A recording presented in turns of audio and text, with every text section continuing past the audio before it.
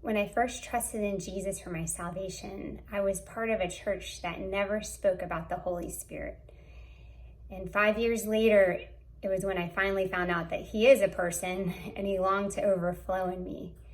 And that was when I started asking Him every night to overflow in me. And 3 years later, I had my first encounter with the Lord when a man of God prayed for my scoliosis in my back to be healed.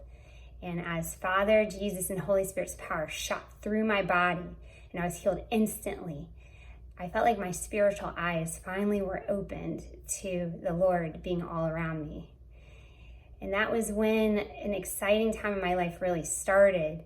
As I started pursuing the Lord more, I started getting hungrier for Him and wanting to know more about them.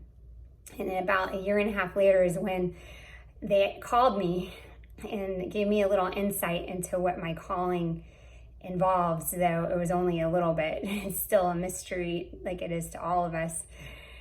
But around that time, within a month or so, I started getting up earlier to be with the Lord.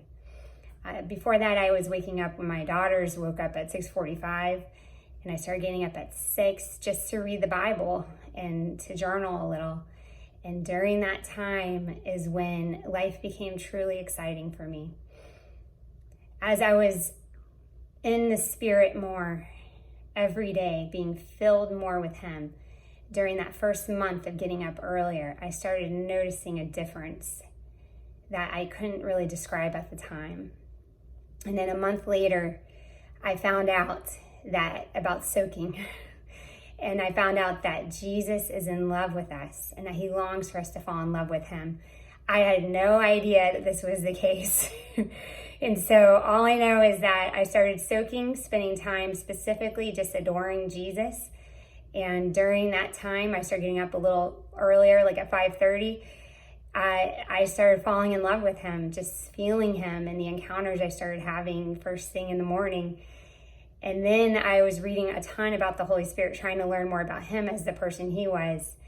And a friend had a vision similar to what Ezekiel had when you read in Ezekiel 8:2, with the Holy Spirit as a person. And I found myself in love with the Holy Spirit within, I didn't even know what had happened. All I knew is that I craved Him and wanted Him. And the encounters with the Holy Spirit started around that time too.